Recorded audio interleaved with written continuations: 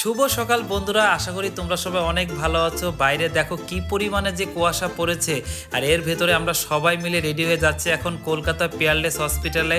আসলে মাকে নিয়ে যে আমরা এসেছি মেডিকেল ভিসায়, মূলত আজকেই মাকে নিয়ে আমরা ডাক্তার দেখাতে যাচ্ছি কলকাতায়, এই যে পিয়ারলেসে।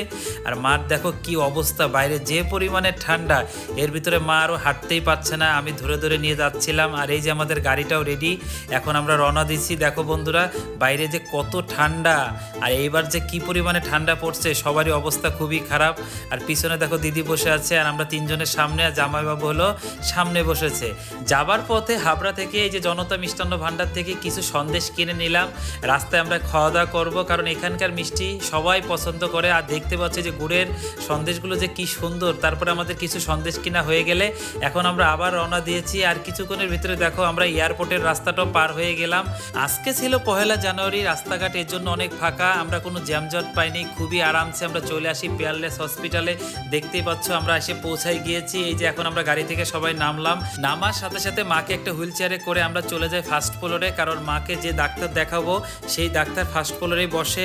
মাকে আমরা মূলত 2 রকমের ডাক্তার দেখাবো, একটা হলো হিমোলজিস্ট আর একটা হলো অর্থোপেডিক ডাক্তার। আর এর জন্য আমরা ফার্স্ট ফ্লোরে আসার সাথে সাথে পেমেন্টটা করে দিয়ে টোকেনটা সংগ্রহ করলাম, কারণ আমাদের ডাক্তার আসবে 2:30-র পরে। অনেকক্ষণ আমাদের বসে থাকতে হবে, কিছুই করার নাই। আমরা সবাই একসাথে বসে গল্প টল্প করলাম, আর আমি পুরো হসপিটালটা একটু ঘুরে ঘুরে দেখলাম, কারণ আমার একটু জানার আর দেখারই খুব ইচ্ছা ছিল। এর জন্য আমি 4-5টা ঘুরে টুরে দেখলাম। দেখতে পাচ্ছ মা বাবা সবাই আমরা বসে আছি। কিছুক্ষণ পরে মাকে একটু চেক আপ করার জন্য ভিতরে নিয়ে গেল। দেখতে পাচ্ছ প্রেশার মাপালো, ওজন মাপলো, সব কিছু যখন করলো আবার একই অবস্থা, মাকে বললো অপেক্ষা করার জন্য। আর এর জন্য আমি দেখো চারপাশে একটু ঘুরে ঘুরে দেখলাম, আর কত ধরনের খাবার টাবার দেখেছি। আর আমি না খেলে কি হয় বলো বন্ধুরা, এই জন্য আমি একটা স্যান্ডউইচ নিয়ে বসে পড়লাম। কিছুক্ষণ বসে টসে খাওয়া দাওয়া করার পরে বাবা বলে, সে বলে একটা ডাক্তার দেখাবে, তার বলে ঘুমের সমস্যা আর খাওয়ার খুব সমস্যা। এই জন্য বাবাকেও একটা টোকেন কেটে মেডিসিনের ডাক্তার দেখিয়ে দিলাম। কিছু করার নাই, এখানে সব কিছুই সিস্টেমের উপরে চলে তো বন্ধুরা। তারপরে আমরা মা বাবাকে দুজনে যখন ডাক্তার দেখানো হয়ে গেল, আমাদের সবারই একটু খিদে লাগলো, কারণ আমাদের প্রায় 1 ঘন্টা আবার ওয়েট করতে হবে। এর জন্য আমি চলে আসি গাড়ি পার্কিংয়ে, কারণ গাড়ির ভিতরে মা বাবার খাবারটা ছিল তো, কারণ তারা নিরামিষ খাচ্ছিল। আর এই যে দেখো গাড়িগুলো কত সুন্দর করে পার্কিংয়ে রাখে। তারপর আমি চলে আসি হসপিটালের ক্যান্টিনে, কারণ সবাইকে যখন খাওয়ার ব্যবস্থা করা হয়ে গিয়েছে, এর জন্য আমি নিজের খাওয়ার জন্য চলে আসি, কারণ আমার প্রচুর পরিমাণে খিদা লেগে গিয়েছিল, কোথাও একটু রাইস টাইস পেলাম না।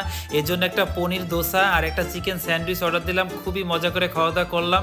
পনির দোসাটার দাম ছিল 104 টাকা, আর এই চিকেন স্যান্ডউইচটার দাম ছিল 70 টাকা। খুবই মজা করে খেলাম। তারপরে আবার চলে আসি অর্থোপেডিক ডাক্তার দেখানোর জন্য। এই যে আমি জামাইবাবু মাকে নিয়ে বসে আছি, কিছুই করার নাই, যখন স্যার ডাক দেবে তখনই ভিতরে ঢুকবো। আর এই যে দেখো ইনি হলেন অর্থোপেডিক ডাক্তার, ওনাকে একটু পলায় ভিডিও করলাম, কারণ ডাক্তারটা এত ভালো, খুবই ভালো লেগেছে বন্ধুরা, বিশ্বাস করবে না। মাকে কিছু এই যে বেল্ট টেল দিল, তারপর আমাদের ডাক্তার দেখানো শেষ হয়ে গিয়েছে।